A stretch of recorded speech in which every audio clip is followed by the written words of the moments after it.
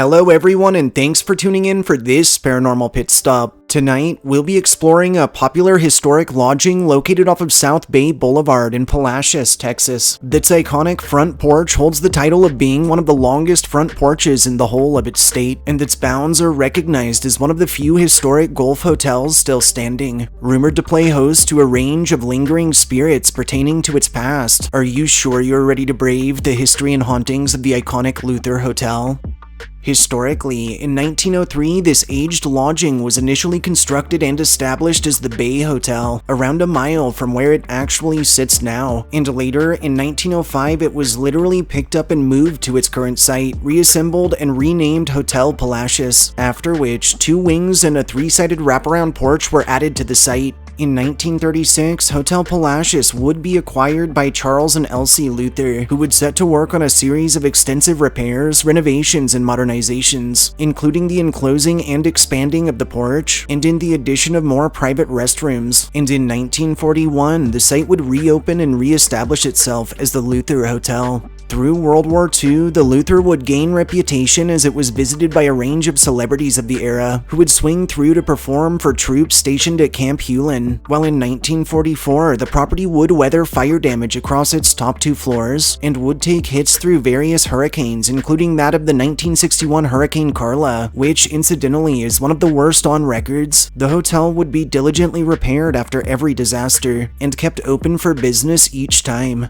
In 1965, the Luther would be listed as a Texas historic landmark, and following the deaths of Elsie and Charles in 1987 and 88 respectively, operations were taken over by their daughter Claire Joy Luther, who would manage the expanse until her death in 2005. Following Claire's passing, her husband, Jack Finley, would work tirelessly to preserve his wife's family legacy, bolstering the hotel's reputation on an international level, and laboring away until his more recent passing in 2020, after which the business would remain open for a time but would linger by a thread as it sought adequate ownership. Sadly, today, the Luther is closed to guests, although it does entertain its fair share of visitors, and despite its merits on the National Register of Historic Places and as a recorded Texas historical landmark, the site's future remains uncertain at best. Currently, the Corpus Christi-based Ed Rachel Foundation is pursuing a contract to demolish the should-be prestigious building in order to replace it with some new modern creation, while the Texas Historic Commission and a good bulk of the local community has avidly stood against these proposals and is attempting to amass funding in order to buy back the prominent landmark that's rightfully acted as such to the Palacios populace for more than a century past. While the Luther Hotel has long been surrounded in a multitude of ghost stories and local legends, and while phenomena experienced across the site can be fairly chilling at times, most claim its resident spirits are friendly, or neutral at the very best, and that visitors have nothing to worry about save for maybe a few good jump scares, and those braving its bounds have reported doors that open and close on their own, objects spied moving inexplicably or even floating in midair, and instances of lights turning off spontaneously, leaving all present in total darkness. Several informal investigations of the Luther have yielded high EMF levels, chilling EVPs, and orbs and half-formed silhouettes in the backgrounds of photography and video, while others have detailed disembodied voices and footsteps heard from empty spaces, the constant feelings of being watched, of being followed, or even of being surrounded or brushed up against by entities unseen, and ghostly faces that materialize suddenly in reflective surfaces or mirrors.